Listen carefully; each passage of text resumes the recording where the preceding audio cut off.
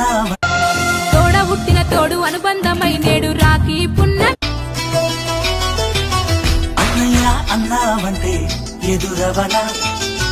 అన్నిపై ఉన్నావంటే నిదరవన కలలే కన్నావంటే నిజమై ముందుకి రానా కలతై ఉన్నావంటే కథనవన అమ్మలో ఉండే సగం అక్షరం నేనే